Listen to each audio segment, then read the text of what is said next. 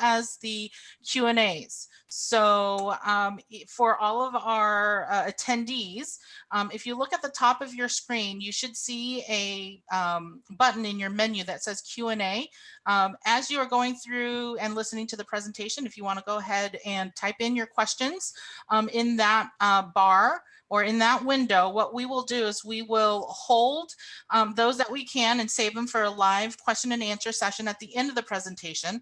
If there are questions that are answered during the presentation, we'll go ahead and mark those as answered live as the speakers continue.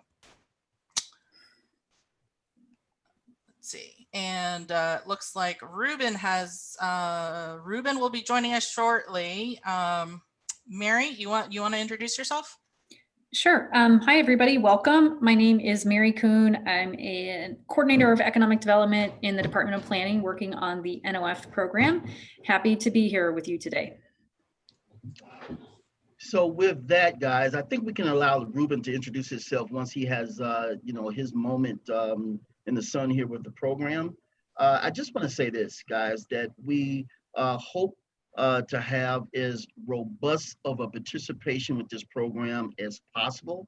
We've had a very challenging year, and we think this program is well designed and equipped to help support dreams in terms of opening up small businesses or expanding your existing businesses. So please take the time to get this data, to get this information. We understand, some of the challenges that many of you have experienced, but we want to make sure that this program is successful for your particular business. So with that, Mary, let's just go ahead and get started with the program. Great, thanks, Jim. So let's start with a vision. This is something that we keep in our minds when we do our work every day. And our vision is that the commercial corridors on the south, southwest, and west sides will be strong and vibrant. And the people that live in, folks in our neighborhoods will have all the amenities that they need. They won't have to leave the neighborhood. They can, work, eat, play, do all those things in their neighborhoods. So this is a vision that we'll start with. Okay, so what are we going to cover today? We'll cover the basics of what is the Neighborhood Opportunity Fund. We'll talk about who is eligible, what are the eligible expenses, how do we do the application process, and then how do we select the grantees? Very important. What are the requirements and restrictions for the program? These are government funds, so we do have some rules around that. And what does a payment process look like? Once you're selected for the program, how's this going to be paid out? Next slide, please. Oh, and that's one of our finalists, the Free Street Theater in the picture there. Okay, so first of all, where does our funding come from? So it comes from the Neighborhood Opportunity Bonus, NOB. So we are NOF, and the funding comes from NOB. And 80% of those funds go to NOF, 20% go to other programs, and it is paid through special fees in downtown area projects.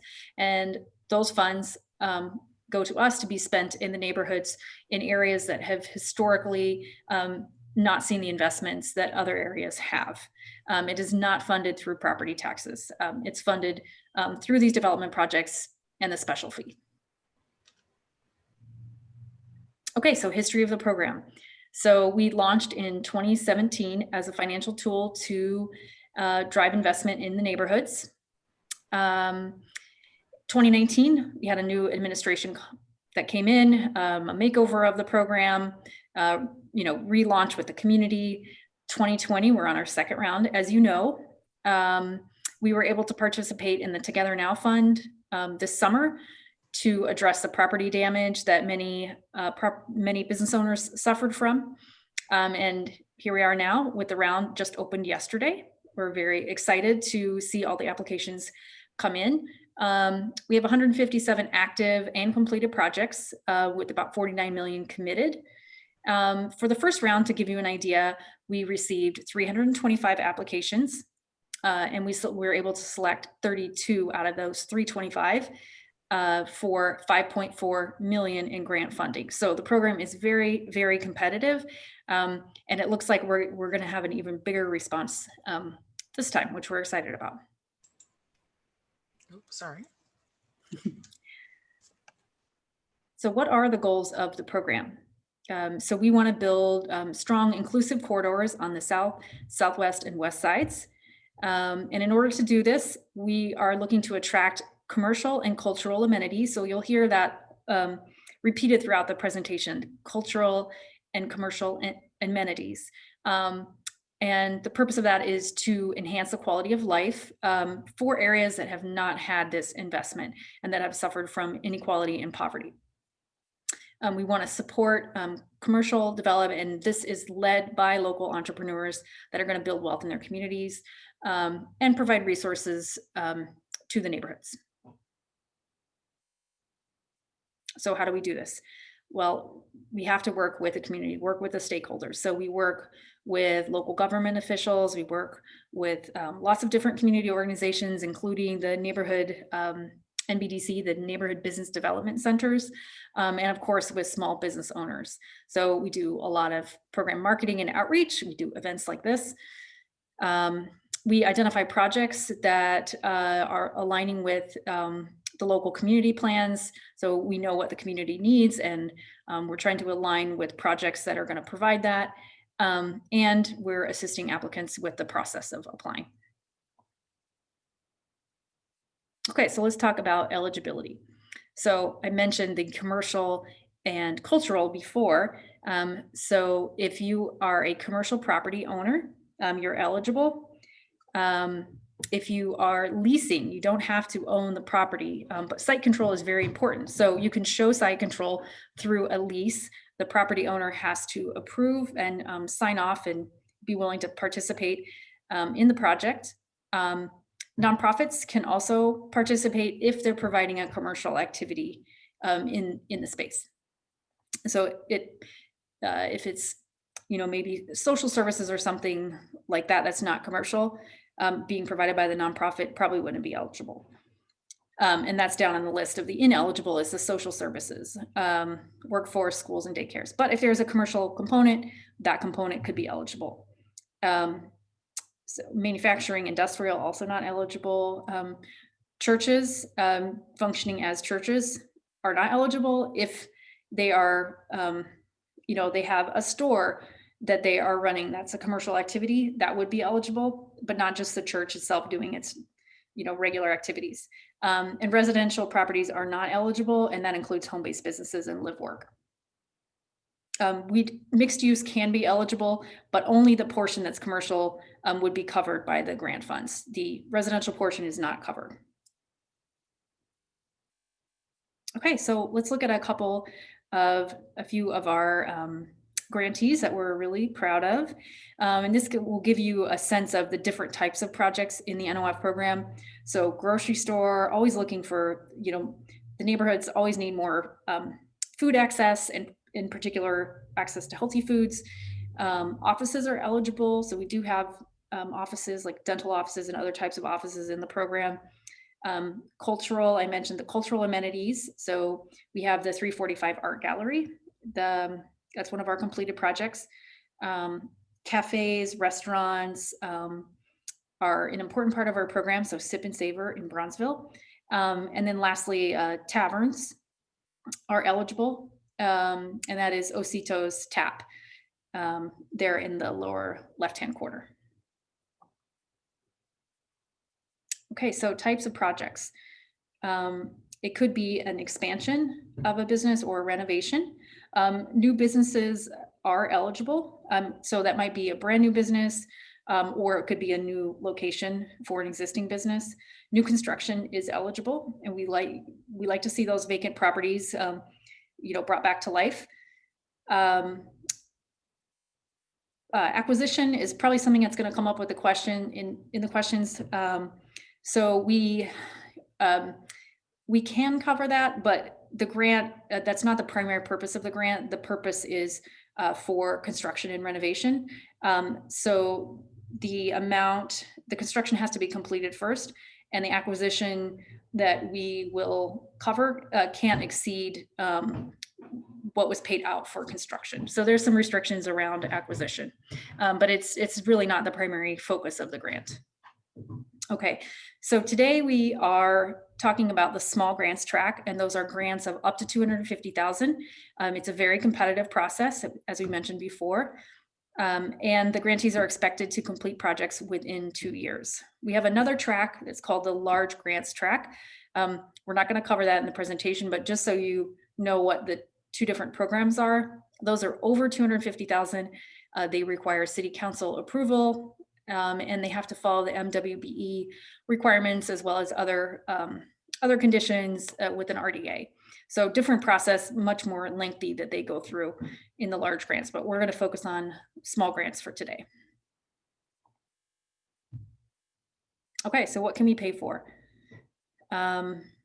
So a lot of our buildings are older, so they do need work on all their systems like the HVAC, the plumbing, roofing, that type of thing. Minor site improvements are eligible, but it can't, the project cannot just be minor improvements. It would probably not be selected if you're only planning on doing very minor improvements, but they could be covered if they're part of a larger project. We can cover some security as long as it's, the rule that we usually follow is if the work is attached to the building, if it's a fixed part of the structure, then we would cover it. But we do cover security. And then we do cover soft costs. So architectural engineering fees, those would be considered soft costs, and we do cover those. So as far as what we don't cover, the minor repairs, if that's all you're doing, we don't cover residential. If you have a building code violation, we can't pay for you to bring it up to code. And we unfortunately can't pay for operating expenses or travel, lodging, those types of expenses. It's a capital expenses primarily for construction.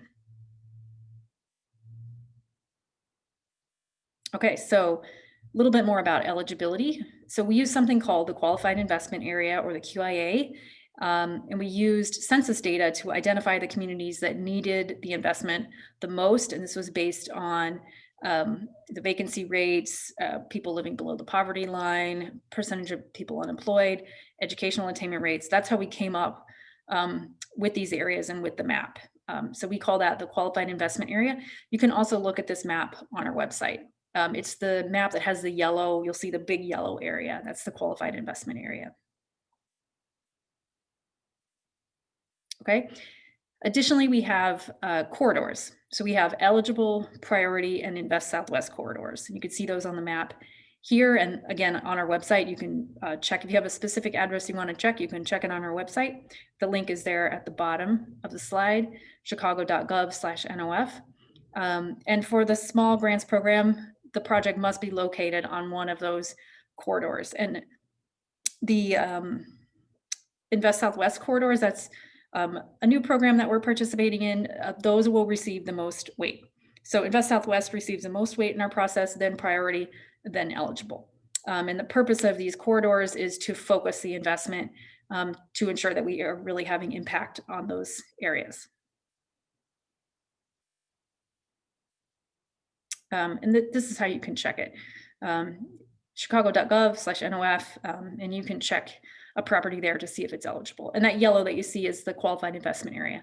So that's kind of the first layer of the eligibility. And then the second layer is the corridors. Okay, so you would type your address in here, search, and the site will let you know if you are eligible or not. And with that, I will turn it over to Ruben. Thank you, Mary, and thank you for that presentation, and apologies to everybody. Back when I was presenting myself, my internet did cut out, so apologies for that. But my name is Ruben Wadi, and I'm presenting today on behalf of Summer Corps. We are the main program administrator for the Neighborhood Opportunity Fund, and I personally have been part of the program since 2017, so thank you all for being here. For the rest of this presentation, I'm actually going to run without the camera to help out with the bandwidth, so I just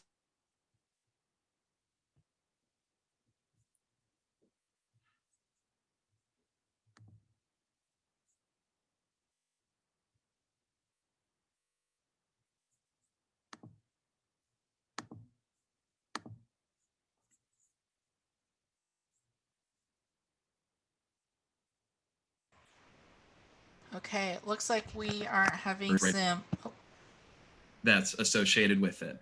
there we go. So the assessment is going to be available starting Monday, September 14th, which was yesterday. So you can go ahead and take a look at it now. It's a link on our website, and it really consists of 8 multiple choice questions for the applicant, and no materials are needed for this part of the application.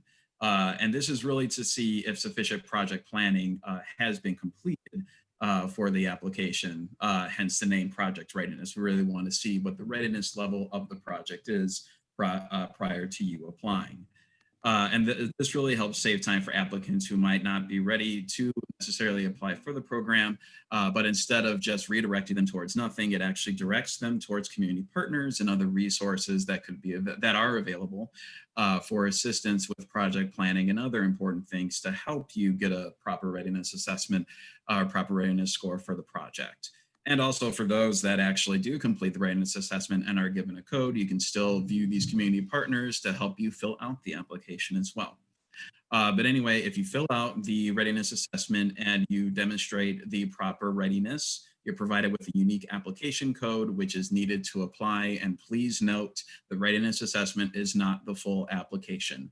Once you are complete, and if you receive a code, you then use that code to apply for the program. So please make sure that you're following that prompt for using that code to actually apply for the program. Next slide, please.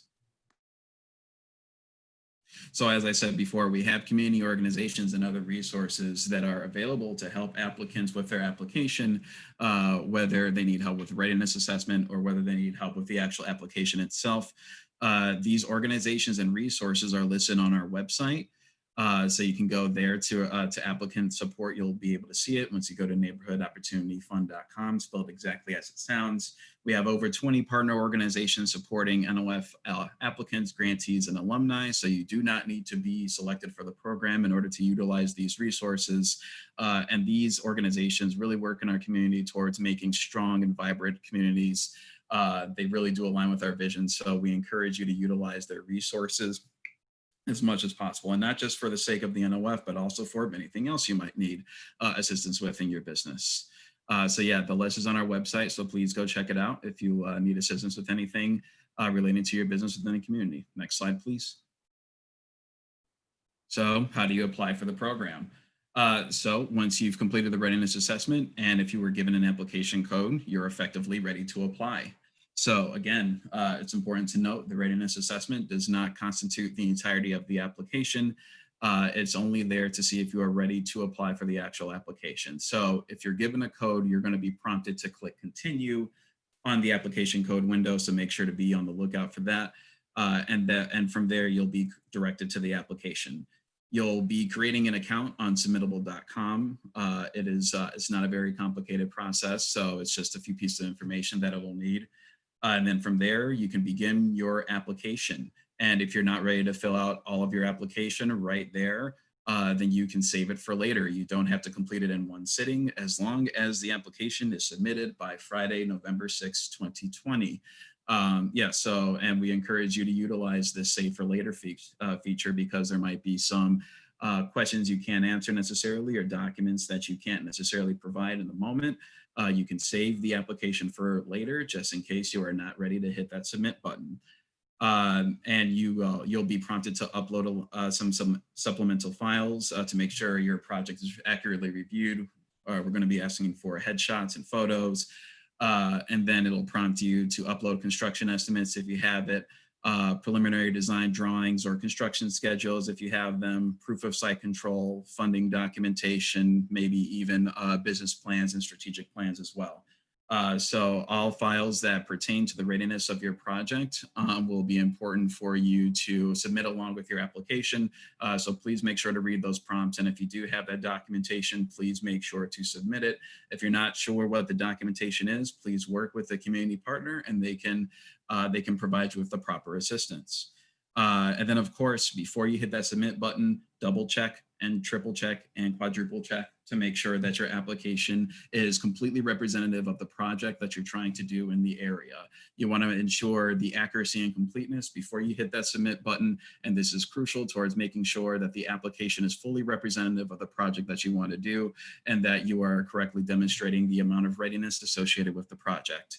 And all applications, as I said earlier, must be submitted online by Friday, November 6th, 2020. I will also want to note that this is very important. No late or hard copy applications will be selected. We're doing this digital only, online only.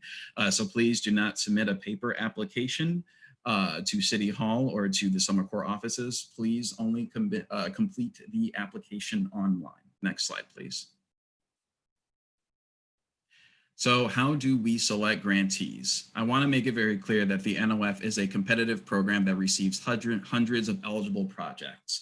We only have limited funding, so only the strongest, most ready, most shovel-ready projects are selected. This is a very competitive process. There will inevitably be a lot of applications, a lot of great applications, but we can only make so many selections. So I want to go over some of the things that are reviewed to make the most informed selection for the NOF. First and foremost, and you've heard me say this phrase a few times, we look at the project readiness of it.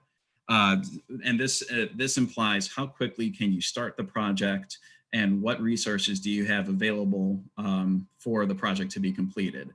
One of the main things we look at here is what sort of site control do you have? Do you have a lease? Do you own the site through a deed? Are you going to close on the site pretty soon?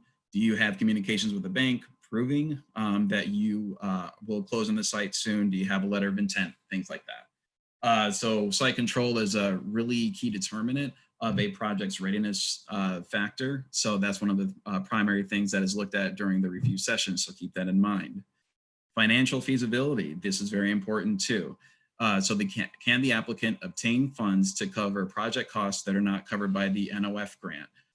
So do you have funding in place for the entirety of the project, for part of the project? Do you know if you'll be going with the rebate method versus the escrow method? And we'll of course go over that in a bit, but basically we want to see how much financial flexibility you have to complete the project. And this can be sent in the form of a bank statement showing that you have money in the bank for this. It could be sent in the form of a commitment letter from a bank, maybe even with a promissory note, or a letter from an investor, whatever it might be that shows that you have some financing in place for the project. I would recommend that you send that along. If the document contains sensitive financial information, you can of course redact that information. The construction plan. Has the applicant developed a construction project timeline? Can the applicant provide preliminary design plans, architectural plans, bids, or anything else to substantiate the project costs? And this goes into what I was referring to earlier with the supplemental documents. Do you have a plan in place? Do you have a timeline in place? And are you confident about being able to achieve the milestones associated with the project?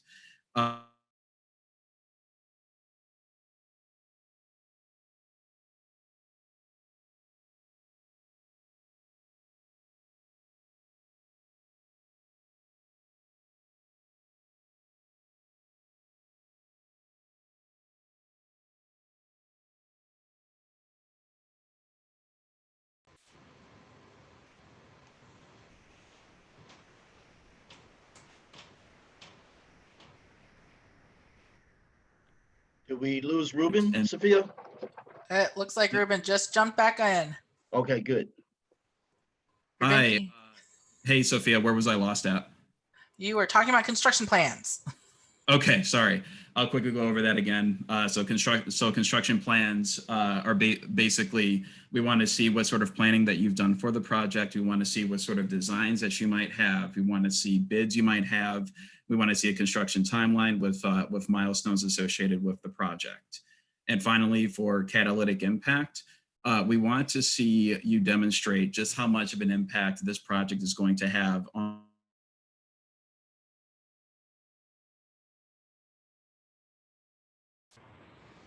Okay, Ruben, it looks like we might have dropped you again.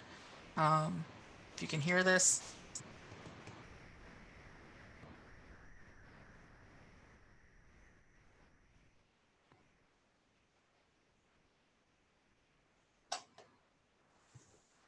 Just give him a second to get back on. Can you guys hear me now? Yes, Yes. Ruben, you're back on. Okay, Catalytic impact, no problem. I'm really sorry about this, guys. Yeah, so catalytic impact, we want to see how much the project aligns with neighborhood goals. We want to see how you have thought about how this project will positively impact the community, because the NOF's primary goal is to create vibrant commercial corridors on Chicago's south, southwest, and west side. So we want to see your thinking behind how this project is going to create catalytic impact for the betterment of the community and for the betterment of the Chicagoland area. Next slide, please. So there are two options for building community wealth. So we want to really emphasize, the importance of hiring locally, and then of course, encouraging business owners within the communities to actually invest in the community. So we have two bonuses that'll help out with that. The first bonus is the local residency bonus. So this is a bonus where if there's a business where 50% or more of their owners live in what's called a qualified investment area, the map that we went over earlier with Mary, they can receive a 25% addition to their NOF grant on top of the base grant. So if you're a single business owner and you live in the QIA, that's pretty self-explanatory. But then if you have two or more business owners, you want to see that 50% or more of them have their primary address in a qualified investment area in order for the project to receive the bonus. This bonus is paid throughout the life of the project. We then have a local hiring bonus. This is different from the local residency bonus because instead of there being local ownership requirements for the business owner, this bonus is encouraging the business itself, the entity itself, to hire from within the community. Hire people that live within the qualified investment area upon completion of the project. So if they agree to do this, we can reimburse for wage expenses up to 25% of the total project costs. The way that this differs from local residency is that this is paid out after the project is complete. So whereas local residency is paid throughout the life of the project, local hiring is paid out after the project is done, once you're able to show that wages were paid to individuals that live within the qualified investment area. And it's also important to note that these hires have to be made after the project is complete, and you'll be sending check stubs and other material to substantiate that the wages were paid so that you can receive your bonus. Next slide, please. So how much do grantees receive? Let's go over a typical project and let's assume $100,000. So the total project cost 100%, assuming $100,000. The base grant for the NOF is 50% of eligible project costs. So let's just go ahead and assume that all project costs are eligible in this model. If you're just applying for the base grant and you do not want any bonus, you will receive 50% of eligible project costs or $50,000. If your business has 50% or more of their owners living in a QIA, aka the local residency bonus, on top of the $50,000, you can receive an additional 25% or $75,000. So for the total project cost of $100,000 with the base grant plus a local residency bonus, you'll be receiving $75,000 throughout the life of the project. Now, whether you qualify, and I should have made this clear in the last slide, but you can qualify for both bonuses. But assuming that you do not want the local hiring bonus and that you're only going to be going for the local residency bonus, or even if you do go for the local hiring bonus, I want it to be noted that the grantee is always going to have to make a contribution throughout the life of the project. So with the base grant plus the local residency bonus, that's $75,000 worth of grant monies that goes to the grantee, but then the grantee's portion in this model would be $25,000 or 25% of project costs. Now, if the grantee wants to go for the local hiring bonus, then they will receive that money after the project is complete, hence why it goes off the chart. So that money comes after the project is complete and is reimbursed in the form, is reimbursed as grant once wages made to individuals living within QIAs are substantiated with the proper documentation. So even if you do qualify for both bonuses or apply for both bonuses and qualify, there will always be a portion of project costs that you have to cover. But if you are applying for 100% grant, you can get 25% after the project is complete, And if you don't qualify for the local residency bonus, you can still get the local hiring bonus, of course. It's just that your base grant would be $50,000, your contribution would be $50,000, and then once the project is complete, you can receive an additional $25,000 on the back end for a total grant amount of $75,000. Regardless, though, of the total project costs, the grant can never exceed $250,000. This is for the NOF small program. So the soft cap is going to be your eligible grant percentage of 50, 75, or 100%, but the hard cap is going to be $250,000. So an example would be if we have $1 million in project costs, the grant would not be 75% of $1 million. It wouldn't be 50% of $1 million. It wouldn't be $1 million. The grant, the highest grant amount would be $250,000 in that case. Next slide, please. So what to expect as a grantee, assuming selection. So there's three main phases for the life as a grantee. So basically, if you are selected for the program, you become what's called a finalist. And this is where you have 3 to 6 months to submit various documents to help finalize the project scope and other legal documents to help substantiate and validate the business. Once this stage is completed, you receive what's called the conditional award letter that conditionally commits funds to the project. So this is where the finalist officially becomes a grantee. So when you're selected for the program, you're not necessarily a grantee, you're a finalist. That means that you have a certain amount of time to submit documentation to substantiate the project scope. And then once you do this, you receive your conditional award letter. And during this phase, you have 12 to 18 months to complete your construction project and then begin business operations. So this is going to take up a majority of the time, and every construction project is going to have a different timeline. But once you receive that conditional award letter, that's when you can begin the project. When you're a finalist, you cannot begin the project. If you do begin the project as a finalist, like you started paying for roofing and HVAC, you won't be receiving a reimbursement for those costs. So you have to wait until you receive a conditional award letter and become a grantee in order to be reimbursed for hard costs. We'll go over when you get paid for the grant in a second, but I do want to make it clear that the project itself, the hard costs cannot commence until the conditional award letter is issued. So finally, after the construction is complete, the grantee then becomes an alumni, and then this is where we'll be checking in over the course of 3 years to make sure that you're still operating the business or that you still own the property and that businesses are operating out of it. We're going to have annual surveys to send out, and this is basically where we make sure that the project is there, see how everything's done and see how it's impacted the business and see how it's impacted the community. Next slide, please. So how are the grants paid out? So during each phase of the grant process, you can actually receive some of the grant, but I do want to go over this because this is very important. So when you are a finalist, you actually can receive some of the funding in the form of a reimbursement. You might have heard me earlier say that you can't start hard costs when you're a finalist. Well, this is true, but you can be reimbursed for eligible soft costs that were incurred within 6 months of your application.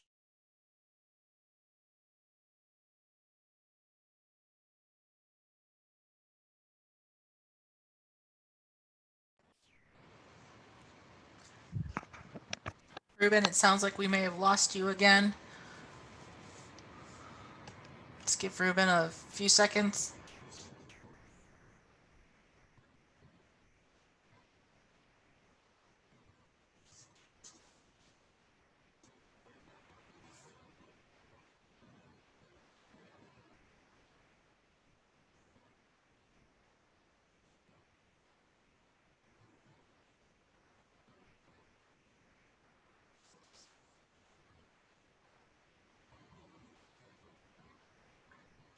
Okay.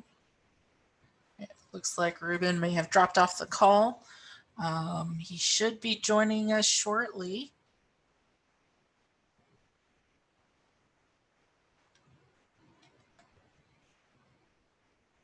Okay.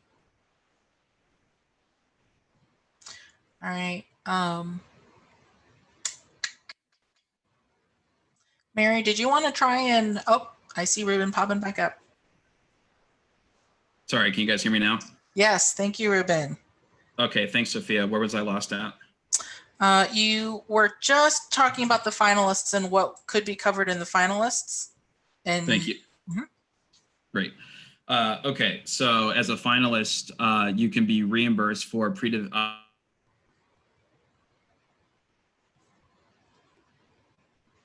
Oh dear.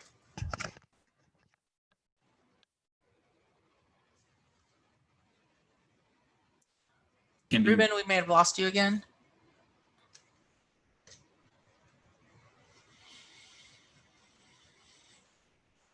You guys hear me now? Yeah. Hey, Ruben, if this happens again, I don't want to have you continue to struggle with the internet. Maybe perhaps Mary or I can finish out the presentation, and then you can help with the Q&A. No problem. Yeah. So All right. Yeah, but keep going, Ruben. Okay. So yeah, as a finalist, you can receive eligible pre-development, a reimbursement for eligible pre-development expenses that were incurred within 6 months of the application. And this includes architectural and engineering fees, but hard costs cannot be reimbursed during this time. During the grantee phase, you can be reimbursed for hard costs. This is when the construction project begins, and also pre-development costs as well. So you can either receive a rebate, or we can do this through a construction escrow. The rebate is where you have the entirety of the project costs and you receive a rebate for your eligible construction, for your eligible grant amount. Construction escrow is where you don't have the entirety of the project costs and you only have a portion of it. So you can put that portion in the escrow account, and then we'll put our portion into the escrow account. And then from there, the title company can manage payments made to the contractor. So during a grantee, it's either you'll be receiving money or the contractor will be receiving money directly through escrow. And then finally, as an alumni, you can receive a reimbursement in the form of reimbursement for wage expenses if you do participate in the local hiring program and you did make the hiring contributions as were set out. Next slide, please. So how are grantees supported during the program? There's actually 3 primary ways we do this. We have a technical assistance program that includes lending coaches, architects, and construction managers that you can hire, you can elect to hire to complete the project. All of these are listed on our website, but these technical assistance providers were selected. And they can be listed. So if you do need help with any of these key functions, they can be found on our website if you need help as a finalist. We also do have city staff on hand. They're very knowledgeable to help out with the support and answer questions regarding building permits, construction timelines, city inspections, business licensing, and things of that nature. So definitely we have staff on hand to help out with all that, because we know it can be a complicated process sometimes with permitting and then just planning out your project. So we do definitely have staff on hand to help out with that. And then finally, for business marketing, we do want to recognize any good work that was done towards the project. For completed projects, we can definitely help out with social media. We can help out with grand openings and ribbon cuttings, maybe even groundbreaking ceremonies if you'd like to do that as well. But just know that these options are available for to help out with, to help grantees through the process and then after the process as well. Next slide, please. So let's go over some next steps. We have the newest application window that is currently open. It's going to be open through November 6, 2020. This is only for small grants at this time, but if you do have questions about the NOF large, I'll give you that email in a second. But for this, for the purposes of this, the maximum grant amount that you can get is $250,000 for the NOF small. All interested applicants must complete the project readiness quiz. And again, this is not the full application. This is just the readiness quiz that gives you a code to then give you access to the full application. So that's available now. Applications must be submitted online. No later hard copy applications will be selected. So please don't send in a hard copy of your application. Please be sure to submit it online. You should start planning your projects now, working with community partners and working with other resources to help you out with planning your project. You do have quite a bit of time to apply for the project, but time does move by quickly. So now would be the time to start thinking about your project. And we encourage you, again, to work with community partners in order to submit strong and competitive applications, because like I said earlier, this is a very competitive process. Next slide, please. And here's the contact information. So the Department of Planning and Development originates the NOF grant. They're located at City Hall, and they can be, and you can view their information at chicago.gov/DPD. I'm here representing Summer Corps. We're the main program administrator for NOF. So if you have questions about NOF, you can reach out to me directly. My telephone number is on there, as well as my email address is the first one at the bottom left, nof@cityofchicago.org. I manage that inbox, so you can go ahead and ask for me, Ruben, directly. If you have questions about NOF Large, please contact NOF-Large@cityofchicago.org for questions. And then for all things NOF, just go to chicago.gov/NOF, and that'll give you the information that you need. But again, reach out to me via phone or email if you have additional questions. Always happy to help. Next slide, please. With that said, thank you guys for tolerating my internet, and I hope that this was helpful. We're going to leave it the floor open to questions. Thanks a lot, guys. Yeah. So yeah, thanks, Ruben, for walking us through all of this, and also to Mary for starting us off on the presentation. We have some really good questions that are queued up, so I will go ahead and start throwing them out to our presenters if that works. The first question we have here is from Eugene. Eugene has a question about incubator companies and whether they can qualify for the NOF program. So Mary, do you want to answer that one? Sure. I could interpret an incubator company in a couple of different ways. But if Eugene means a startup, a business that is just getting started, then that is eligible for NOF. If it's a company that incubates other companies, that could be eligible as well. I wouldn't say that it's either one of those is not eligible. It's all about the competitiveness and what you're bringing to the community and the feasibility of your project. Cool. Thanks, Mary. The next question we have is from Rachel. Rachel wants to know, can the grant cover permit fees that the city may require for new building construction? Ruben, you want to answer that one? Sure. Yes, we do. Can you guys hear me? Yes. Yes. Okay. We do cover permit fees. That's a great question. That actually falls under eligible pre-development expenses too. So if there's architectural and engineering fees associated with the permit fees, then that's going to be eligible for reimbursement. And then we also do give credit for it if the general contractor out the permits themselves. And then finally, if you incur your own permit expenses, all you have to do is show a receipt and then a credit card transaction if you did it via credit card or what have you. You show us that information and then we can give you a reimbursement for it. So great question. The answer is yes. Great, thanks. This next question is also a very good question. It's coming from Karen. Would the conversion of a shipping container into a functional commercial space be considered for renovation? I'll toss that out to both of you to get your thoughts on that. Mm-hmm. Yes, I can start. So yes, we actually do have a few shipping container projects actually. That is something that we do allow for. I do want to make you aware of the permitting process behind that. It can be a lengthy one. So this is one where you definitely want to do some consultation beforehand before you fully commit to it, because it can involve a lot of factors there.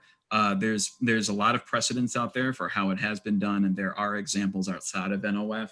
One good example is the Starbucks on Devon and Broadway in Rogers Park. It's a little bit different because they're a larger corporation, but nevertheless, that is an example of a shipping container converted into commercial use. So maybe you can do some research on that. And then there's also Boxville. Maybe this is even what you were applying under, but basically there's a lot of examples out there. And the answer is yes, it is eligible for NOF, but you want to do a lot of planning to make sure you have everything squared away for it. Yeah.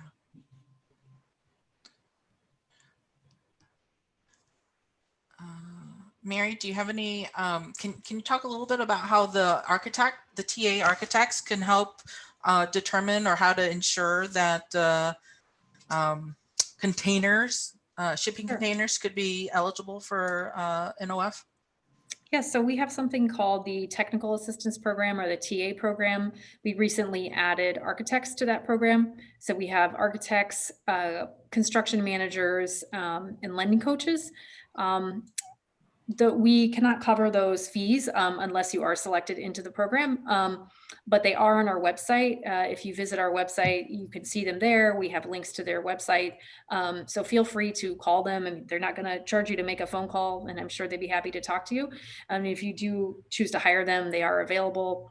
That is under on our website. It's a page called Grantee Support. And an architect would be able to give you a better idea of the process and what's required. I mean, the projects in NOF have to, we have to follow code, and everything needs to be done with permits. So I think that's the challenge with the shipping containers is because you're starting from it's a different type of structure, but an architect would be able to tell you more about what those projects look like and how to do them according to code.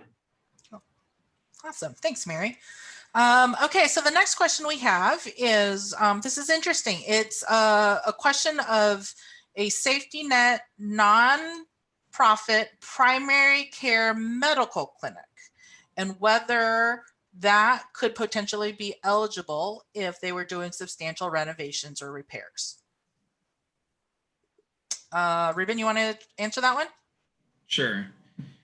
So we have done medical related businesses in the past, like dental and things of that nature. The primary focus of the NOF is going to be for commercial activity on commercial corridors. So we'd want to see what sort of commercial activity could happen out of the space.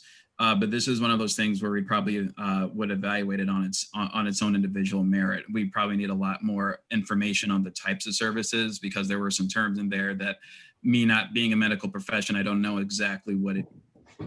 With that said, this would be your time to shine in the catalytic impact area to show what the business is and how it's going to have an impact on the community. And then how does it align with NOF goals of vibrant commercial corridors? So I don't want to give a yes or no answer. This is where I would encourage you to really flesh out what exactly that business is and how it aligns with the NOF program goals and how it will benefit the community in the long run. That's a great question. Yeah, great. Thanks. Here's the next question, and I'll toss this one at you, Mary. Are there any upper limits on assets owned by a proposing nonprofit? Sure. So we don't have upper limits on assets. If let's say like a multi-million-dollar company comes into Chicago and they want to do a project, we don't have anything prohibiting that, but we are looking at the catalytic impact and where we can make a difference. If someone's coming in with a huge amount of billions of dollars, is that really the best use of NOF funds? Maybe not. That's probably not the situation that you're talking about.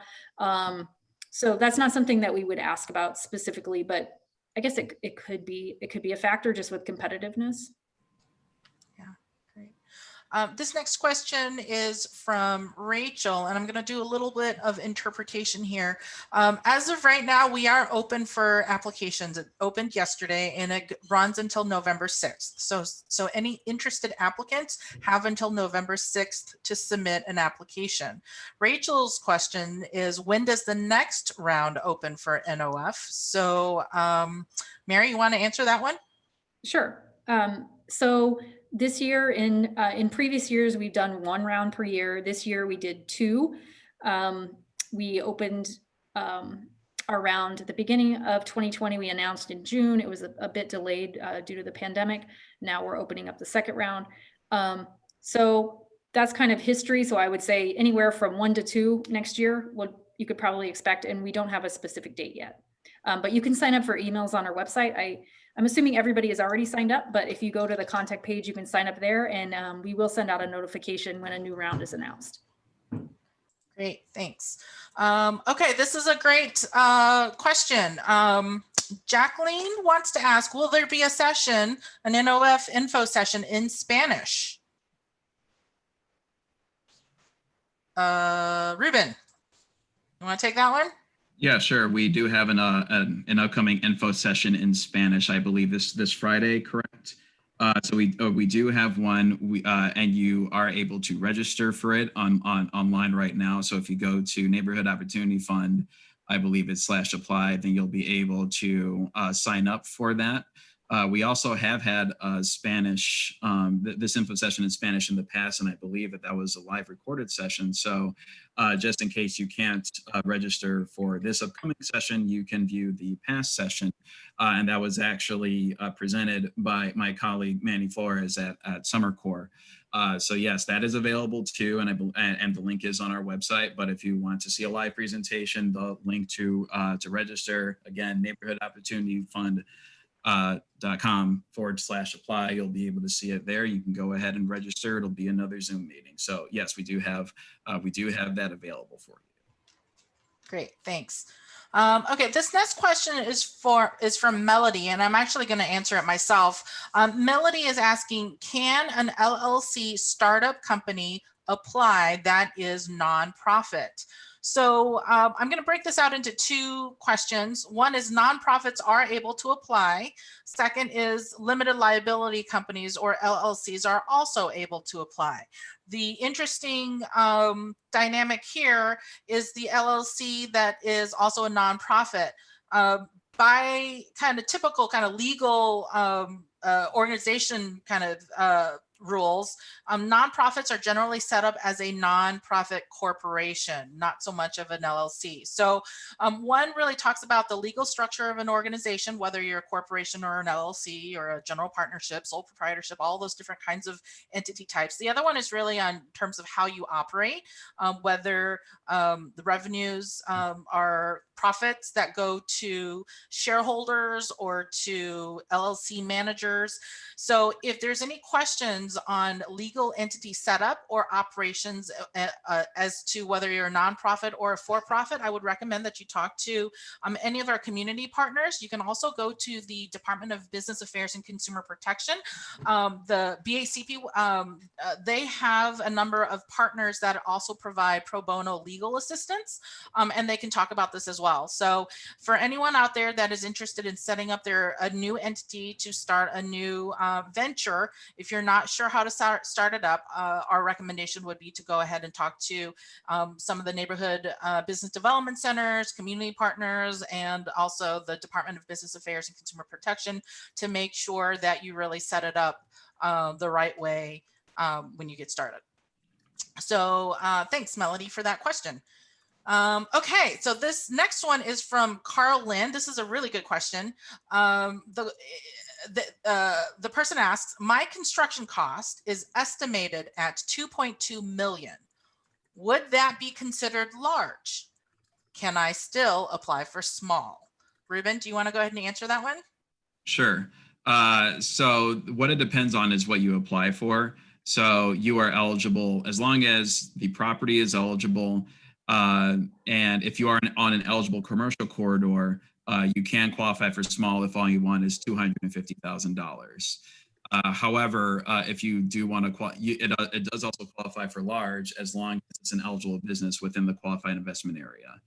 The key indicator, by the way, here is whether or not the business is located on an eligible commercial corridor, primary investment corridor, or Invest Southwest corridor.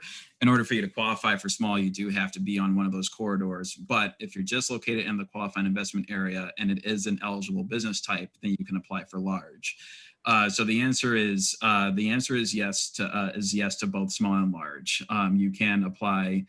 You can apply for one or the other. You can apply for both. Highly unlikely that you'd be let into both programs, by the way. But yes, you can apply to both small and large. But for small, you have to be located on one of the corridors that I had mentioned, and of course, the grant amount will be smaller compared to what you can receive through NOF large. The projects are the same in name, but they are different. They have different requirements. Like for instance, for NOF large, you have to go through city council for approval. So typically they are they're longer projects. And I think there are procurement requirements that are tied to NOF large. So these are things that you want to consider as you apply for NOF small or NOF large. Great, thanks. The next question, I was told that we have to show funds before starting the project. How much money do we need to show to be considered if this is true? Mary, do you want to answer that one? Yes, great question. And I don't know if you can flip back through the slides, Sophia, to show the base grant and the different parts of the grant. Yeah. So we have a slide on this. I think it's towards the end. So the minimum amount that an applicant has to cover, so we need to see at least this amount, and it may be more than that depending on your bonus situations. We need to see that you have funds to cover at least 25% of the project. The reason I say that is that, like, if let's say you have a $100,000 project, to make the numbers easy, and you are a local resident and you're also planning on participating in the local hiring bonus. The local hiring bonus is a reimbursement. So you still need that 25%, even though we're going to end up covering 100% when it's all said and done and you're reimbursed and you did all your local hiring. During the project, you have to have 25% in order to do the project. You may have to have more. Let's say that you're not participating in any of the bonuses. You're not able to do the local hiring and you're not a local resident. In that case, you will need to show us that you have 50%. It could be 75% if you're only doing the local hiring bonus. So you just need to show us that you have the funds secured. If you don't have the funds secured, you're having conversations with bankers. A pre-approval is great from a banker. If you have investors, anything that you have, show us. That'll go a long ways towards that proof of funding. Great. Thanks, Mary. So Rachel has a question that's almost a follow-up here. Are there specific financial parameters for the remaining responsibility? Does it have to be a loan or can it be a grant? Mary, you want to go ahead and continue? That is a great question. So grants are great. Money, cash is king. Money is money. So however you want to cover, as long as it's like liquid and you have access to it and you can use it for the project, we will accept that. Could be a grant or a loan. Just keep in mind that your project costs might change, and you're going to have a specific amount that's awarded through the program. And if those costs run over, you may have to cover that. So a flexible funding source is going to be good, like a line of credit, or if you have a little more space in your loan, or a really generous relative that will give you more money, you may end up covering more if there are overruns. Yeah. If I add one thing to that? Yeah. Go ahead. Okay. Yeah, and great response, Mary. And one note on the loans: there's a lot of different lenders out there, a lot of different loan packages.